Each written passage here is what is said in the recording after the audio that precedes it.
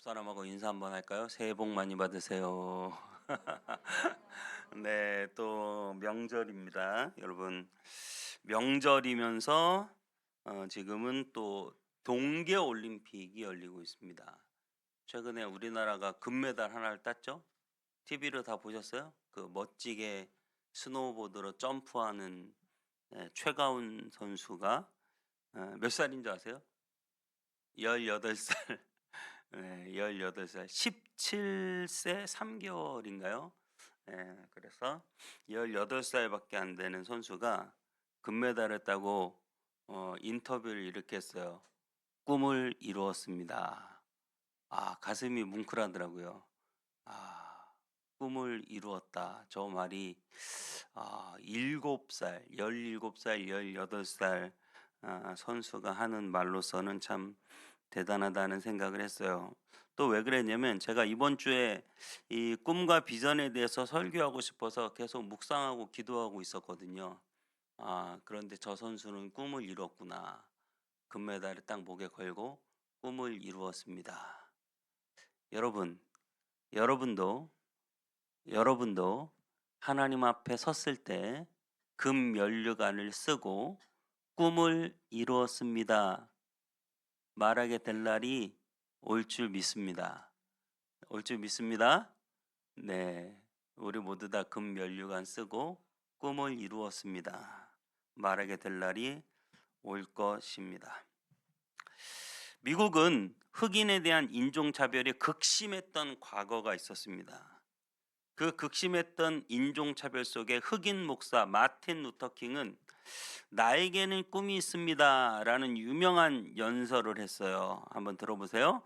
저에게는 꿈이 있습니다. 언젠가 이 나라가 모든 인간은 평등하게 태어났다는 진리를 우리 모두가 자명한 진실로 받아들이는 날이 오리라는 꿈입니다. 저에게는 꿈이 있습니다. 조지아의 붉은 언덕 위에서 과거에 노예로 살았던 부모의 후손과 그 노예의 주인이 낳은 후손이 식탁에 함께 둘러앉아 형제를 나누는 날이 언젠가는 오리라는 꿈입니다.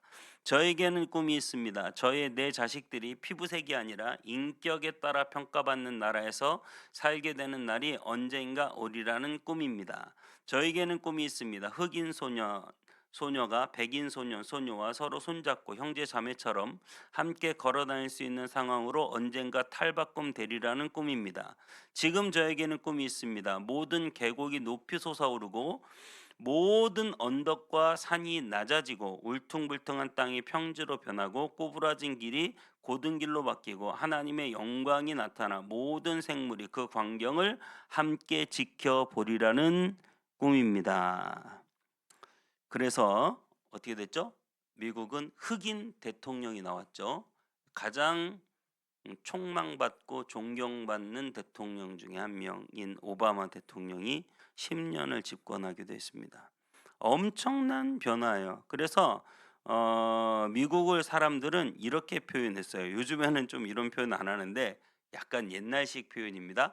아메리칸 드림 이렇게 표현했어요. 꿈을 이루는 미국이다. 꿈을 꾸는 나라. 꿈을 이루는 나라. 여러분, 꿈을 이룰 수 있는 나라, 누구든지 꿈을 꾸고 꿈을 이룰 수 있는 나라, 이게 바로 미국이라는 거예요. 여러분, 미국이 언제부터 그런 나라가 되었습니까? 미국은 고작 100여 명이 메이플라워를 타고 아메리카 대륙에 도착한 지 지금 뭐 한 200년 정도 됐나요? 100여 명이 아메리카 대륙에 도착한 지 한 200년 정도 됐는데 전 세계의 최강대국 미국이 되었고요. 그리고 그야말로 꿈을 이루는 나라가 되었어요. 어떻게 그렇게 될 수 있을까요? 미국은 엄청난 성령의 부흥 운동이 일어났던 곳이에요. 미국은 한때 미국 인구의 90%가 하나님을 믿었어요. 하나님은 꿈을 주시는 분이거든요. 하나님은 꿈을 이루시는 분이거든요. 지금 한 4, 50%가 믿는다고 해요. 예배당에 가서 온 동네 사람들이 주일이면 예배당에 몰려가서 예배 들었어요. 여러분, 우리도 그런 꿈을 한번 꿔보시지 않겠어요? 온 동네 사람들이 주일이면 다 예배당에 몰려가 온 가족이 몰려가 예배 드리는, 이 아파트에 이 앞쪽에 수많은 아파트에 수많은 가족들이 주일이면 다 예배당에 몰려가 예배를 드린다. 미국은 그런 나라였습니다. 성령의 부흥 운동이 일어나는 미국이었기에 미국은 그야말로 꿈의 국가 아메리칸 드림을 만들 수 있었어요. 왜냐하면 하나님은 꿈과 환상을 주시는 하나님이시기 때문이에요. 여러분, 지금의 삶이 아무리 힘겹고 어렵더라도 하나님은 저와 여러분에게 꿈을 주시는 분이심을 믿으시기 바랍니다. 성령이 임하면 꿈을 꾸게 된대요. 우리 청소년들, 성령이 임해서 꿈을 꾸는 청소년들이 되시기를 축복합니다. 네, 성령이 임해서 꿈을 꾸는 청소년들이 되셔야 돼요. 지금 삶이 아무리 힘겹고 어렵더라도 지금 성령님이 여러분 안에 계시면 여러분은 꿈꾸게 될 것입니다. 오늘 본문은 꿈꾸는 예레미야에 대한 이야기예요. 어떤 꿈입니까? 바벨론이 다 무너지고 하나님의 뜻이 이루어지는 상황이에요. 바벨론이 무너지고 하나님의 뜻이 이루어진다. 지금으로 치면 미국이 무너지고 하나님의 뜻이 이루어진다. 미국이라는 그런 존재가 그 당시 바벨론이라는 존재였어요. 세계 최강국, 전 세계를 다스리고 통치하는 나라 바벨론. 네, 고대, 그죠? 아시리아 그 뒤를 이어서 고대 근동을 완전히 다 통합했던 그런 바벨론. 오늘 54절부터 이렇게 말합니다. 바벨론으로부터 부르짖는 소리가 들리도다. 갈대아 사람의 땅에 큰 파멸의 소리가 들리도다. 이는 바벨론을 황폐하게 하사 그 소리를 끊으심이로다. 원수는 많은 물같이 그 파도가 사나우며 그 물결은 요란한 소리를 내는도다. 곧 멸망시키는 자가 바벨론에 이르렀음이라. 그 용사들이 사로잡히고 그들의 활이 꺾이도다. 여호와는 보복의 하나님이시니 반드시 보응하시리로다. 바벨론이 꺾일 것이다. 바벨론에서 파멸의 소리가 들린다. 당시 바벨론은 세계 최대 강국이고 절대 꺾이지 않을 것처럼 보이는 그 나라입니다. 그런데 그 나라가 망할 것이라고 말하고 있는 거예요. 근데 그 말하는 시점이 언제냐? 59절에 이렇게 말해요. 유다의 시드기야 왕 제4년 마아세야의 손자 네리야의 아들 스라야가 그 왕과 함께 바벨론으로 갈 때에 시드기야가 바벨론으로 갈 때에 시드기야 왕이 바벨론으로 갈 때가 언제입니까? 여러분, 완전히 유다가 멸망해 가지고 유다의 마지막 왕 시드기야가 바벨론으로 끌려가는데 눈앞에서 자식들을 다 죽이고 그 시드기야의 눈이 뽑혀서 지금 쇠사슬에 매여 질질질 끌려가고 있는 그런 상황에서 예레미야는 뭐라고 말하냐면 너희 바벨론은 멸망할 것이다. 이렇게 말하고 있는 거예요.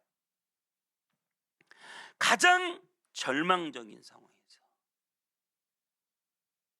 가장 고통스러운 상황에서 마지막 메시지를 예레미야가 전달하는데 우리를 지금 이렇게 고통스럽게 하고 죽이고 멸망시키는 너희 바벨론, 지금 세계 최강대국인 너희 바벨론은 멸망할 것이다. 여러분, 꿈은 언제 꾸는 거예요? 가장 어렵고 힘든 악조건 속에서 꿈을 꾸는 거예요. 내가 지금 우리 학생들로 따지면 공부를 못할 수도 있고, 뭐 외모가 별로일 수도 있고, 뭐 친구가 많이 없을 수도 있고, 수많은 고민과 갈등 속에 살아갈 수도 있지만, 여러분, 그럴 때 하나님이 우리와 함께 계시다는 사실을 생각하면서 가장 힘들고 어려운 순간에 꿈을 꾸시는 거예요. 우리 할머니들도 계시잖아요. 우리 할머니들도 계신데 가장 내가 지금 나이가 80이 다 돼가고 내가 지금 몸이 시원치 않고 내가 모든 조건들이 다 끝났어도 모세는 하나님이 80세부터 쓰셨거든요. 여러분, 어떤 상황과 환경이 지금 내 앞에 처해 있다 할지라도 하나님은 저와 여러분에게 꿈을 주시는 분이시라는 사실을 믿으시기 바랍니다. 아버지와 형에게 버림받고 광야를 헤매던 야곱이 있었어요. 야곱의 상황은 지금 그 성경 이야기를 다 아시면 아시겠지만 야곱의 상황은 지금 그 형에게 팥죽 한 그릇에 장자권을 사가지고 아버지 몰래 형이라고 하고 축복권 다 받아놓고 나중에 형이 이제 죽이네 살리네 하니까 그때 부랴부랴 어머니가 외삼촌 집에 가라 그래가지고 지금 집 떠나고 부모 떠나고 형에게 죽임을 당할까봐 지금 무서워가지고 광야를 헤매면서 지금 외삼촌 집으로 가는 처량한 신세에 돌베개를 베고 누워서 자고 있는 그러한 야곱에게 하나님이 꿈에 나타나셔서 천사가 오르락 내리락 사다리를 타는 모습을 보여주시면서 하늘의 별과 같이 바다의 모래같이 내 자손을 많게 하겠고 내가 반드시 이 땅으로 돌아오겠고 내가 어디를 가든지 너와 함께 하겠고 하나님께서 반드시 야곱을 귀하게 붙들어 주실 것이라는 꿈을 꾸었다는 사실입니다. 여러분에게 어떤 절망적인 상황과 힘들고 어려운 상황이 있다 할지라도 하나님이 여러분에게 주시는 꿈을 포기하지 마시고 그 꿈을 붙잡고 그 꿈을 의지하는 저와 여러분 되시기를 바랍니다. 성령이 임하고 오늘 이 시간 하나님 앞에 꿈을 받게 되시기를 축복합니다. 요셉에게 꿈을 주셨어요. 요셉의 상황도 그리 녹록한 상황은 아니었어요. 누구는 요셉처럼 되게 해달라고 기도할 수도 있지만 요셉은 꿈을 받았는데 그 꿈을 받고 그가 당한 일은 형들에게 팔려 애굽으로 종살이하러 간 거예요. 누명을 쓰고 감옥에 들어갔어요. 그것이 요셉의 삶이에요. 꿈의 사람 요셉, 그의 삶은 순탄하지 않았습니다. 그래도 그 어려움 속에서 그는 그 꿈을 붙잡았어요. 감옥에서도 꿈 꿨어요. 종살이하면서도 꿈을 꿨어요. 그 사람이 바로 하나님의 사람이에요. 모세는 왕궁에서 살 때 아무런 꿈이 없었어요. 하지만 모세가 광야에서 양을 칠 때 하나님이 그에게 불꽃으로 나타나셔서 그에게 꿈을 주셨어요. 내가 너를 통하여 저 이스라엘 백성들을 저 이집트의 손에서 구원해 낼 것이다. 그게 바로 이집트 왕자 모세예요. 지금 우리 자신의 모습이 아니라 하나님이 나를 통하여 행하실 것에 대한 기대와 비전을 갖지 않으면 우리는 하나님의 사람이라고 말하기 어려워요. 하나님이 내 편이시고 하나님이 나와 함께 계시며 하나님이 내게 능력을 주시는데 내가 어떻게 꿈을 갖지 않고 살 수 있겠습니까? 하나님은 여러분에게 꿈이 있는 분인 줄 믿으시기를 바랍니다. 믿으시기를 바랍니다. 절대 그냥 살다가 갈 사람들이 아니에요. 여러분은 하나님의 자녀로서 하나님의 놀라운 꿈을 가지고 있어요. 우리가 자식을 낳을 때 이름을 붙여주잖아요. 그 이름 속에 기대가 있잖아요. 이번에 청소년 수련회 갔다 왔는데 둘째 날 설교 기억나세요? 네, 그 강사님 뭐라 그랬어요? 가장 내가 한마디 과거에 있는 나에게인가? 과거에 있는 나에게 딱 한마디 해준다. 뭐라고 한다 그랬어요? 기대해. 하나님의 꿈을 기대해. 하나님의 꿈을 기대해. 여러분, 하나님이 꿈을 주실 것을 여러분 믿으시길 바래요. 우리는 다 하나님의 자녀고 아버지는 자식에 대한 꿈이 있는 거예요. 그래서 그 꿈대로 이름을 붙여주는 거예요.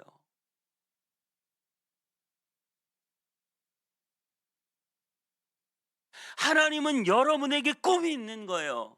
여러분을 하나님의 자녀로 삼았을 때 여러분에게 성령을 부어주시고 여러분에게 꿈을 주시겠다고 말씀하셨어요. 오늘 특별히 바벨론에 살아가는 사람들이 다니엘이라고 하는 사람이 있는데 친구가 있는데 이 친구가 이 예레미야의 책을 읽고 꿈을 꿨어요. 다니엘 9장 2절에 이렇게 말해요. 곧 그 통치 원년에 나 다니엘이 책을 통해 여호와께서 말씀으로 선지자 예레미야에게 알려주신 그 연수를 깨달았나니 곧 예루살렘의 황폐함이 70년 만에 그치리라 하신 것이라. 다니엘이 깨달았대요. 뭘 통해? 책을 통해. 예레미야가 쓴 책을 통해. 예레미야에게 알려주신 연수 70년 만에 돌아오리라고 하는 그 꿈. 무엇을 통해? 책을 통해. 우리도 청소년들이 성경을 읽으셨죠? 네. 그 성경을 왜 읽어요? 그 책을 통해 하나님이 꿈을 주시는 거예요. 여러분, 꿈을 꾸기 위해서 하나님의 말씀을 보고 책을 읽으시기를 바랍니다. 하나님의 말씀인 성경책을 읽을 때 여러분에게 반드시 꿈이 생길 줄 믿습니다. 다니엘은 이 예레미야의 책을 읽고 반드시 돌아갈 것이라고 하는 하나님의 그 꿈을 품게 되었어요. 그래서 그는 위대한 하나님의 사람이 될 수 있었습니다. 지금 우리의 상황은 어떤가요? 지금 여러분은 꿈을 꾸시나요? 꿈을 포기하셨나요? 꿈을 아예 꾸지 못하시나요? 내 인생은 여기서 끝이라고 생각하시나요? 여러분, 어떠한 상황과 환경이든 꿈을 꾸십시오. 하나님 앞에서 놀라운 꿈을 꾸십시오. 요엘서 2장 28절에 이렇게 말합니다. 그 후에 내가 내 영을 만민에게 부어주리니 너희 자녀들이 장래일을 말할 것이며 너희 늙은이들이 꿈을 꾸며 너희 젊은이들은 이상을 볼 것이며. 우리에게 성령이 부어질 때 우리는 장래의 일을 말할 것이며 우리는 꿈을 꾸며 우리는 이상을 볼 것이다. 이렇게 말했습니다. 여러분, 꿈이 있어야 우리가 어떠한 어려움도 뛰어넘고 하나님의 나라와 하나님의 일을 향하여 달려갈 수 있는 거예요. 요셉은 꿈을 꾸고 그 꿈을 통해서 수많은 어려움들을 견딜 수 있었죠.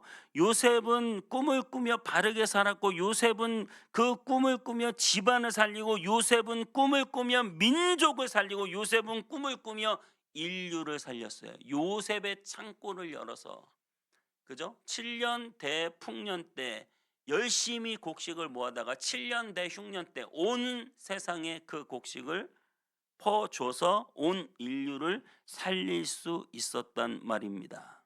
여러분, 꿈을 꾸는 자가 되십시오. 저와 여러분들이 진정으로 하나님 나라에 대한 꿈을 꿀 수 있기를 바랍니다. 왜 우리가 꿈을 꿀 수 있어요? 우리 안에 성령이 계시기 때문에. 성령은 우리에게 꿈과 환상과 미래를 주시는 분이기 때문에.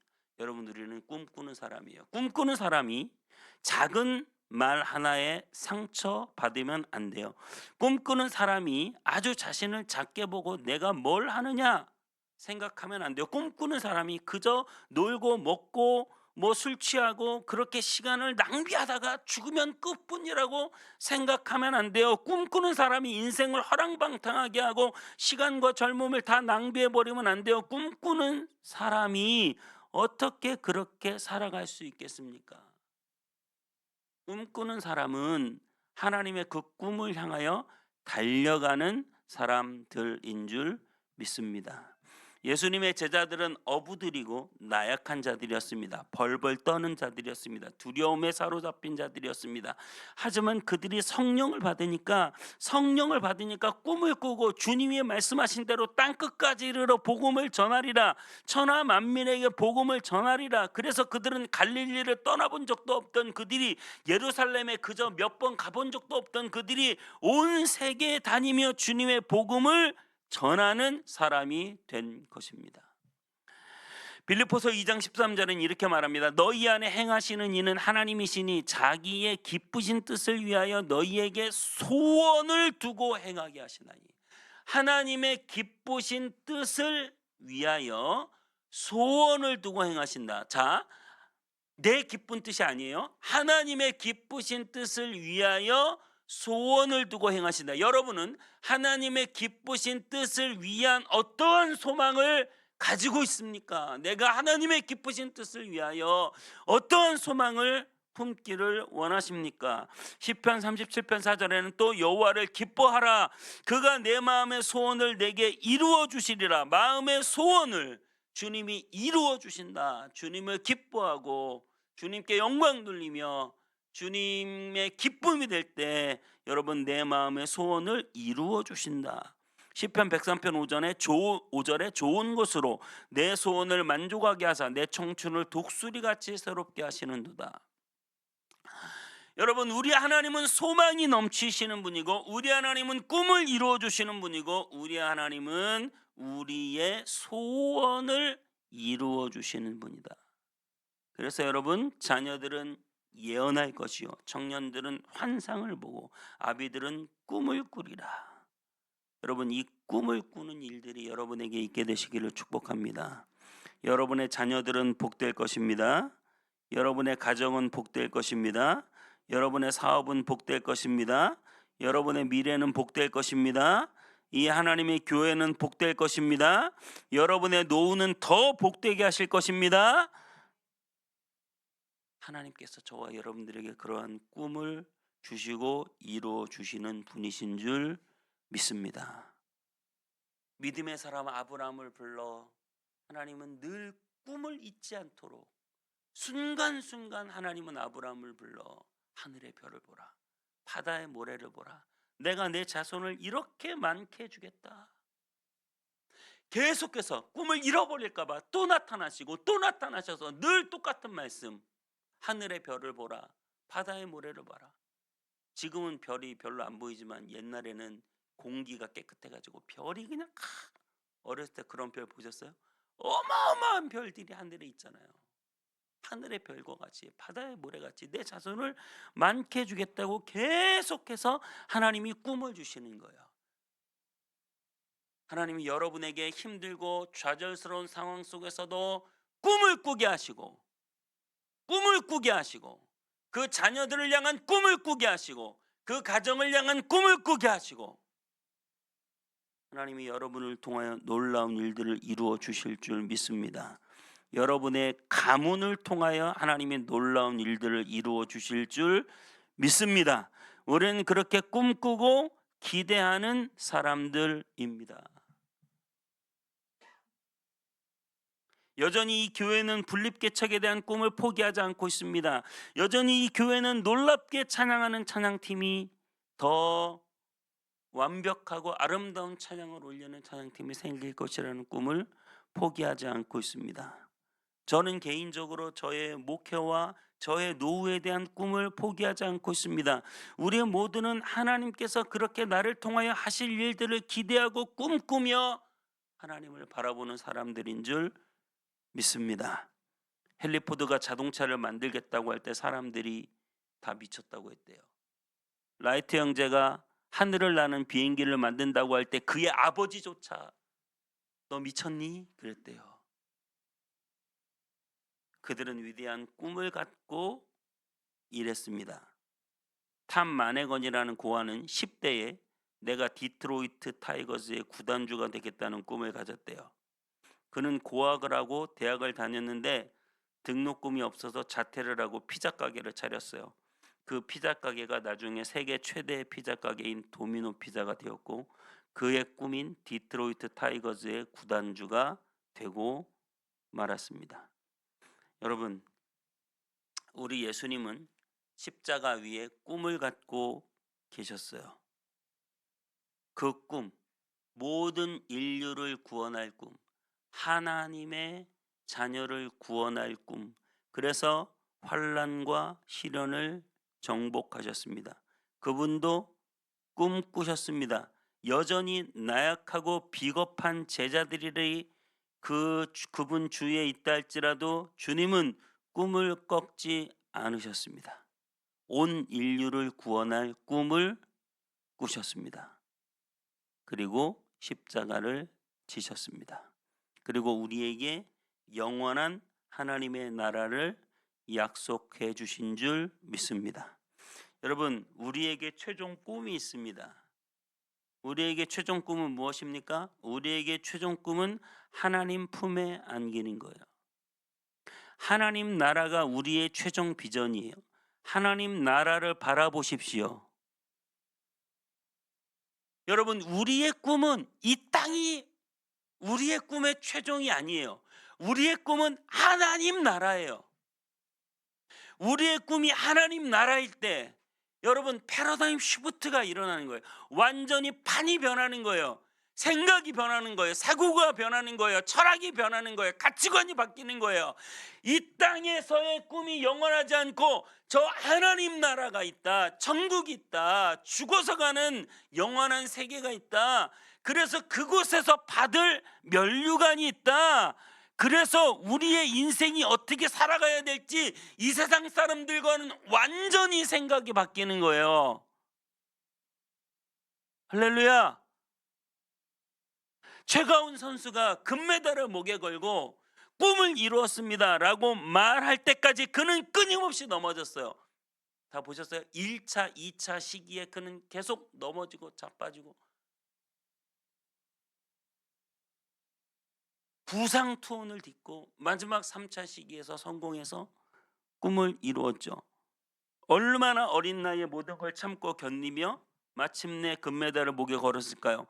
여러분, 우리가 승리의 면류관을 받는데, 우리가 마지막 최종 상을 받을 때 우리의 최종 꿈, 하나님 나라에서 받을 그 면류관, 그 꿈은 예수 그리스도를 통해서 우리에게 완벽하게 주어지지만 상 주심을 바라보라고 하신 사도 바울의 말씀처럼 예수님은 누구에게 상을 주겠다고 약속하셨습니까?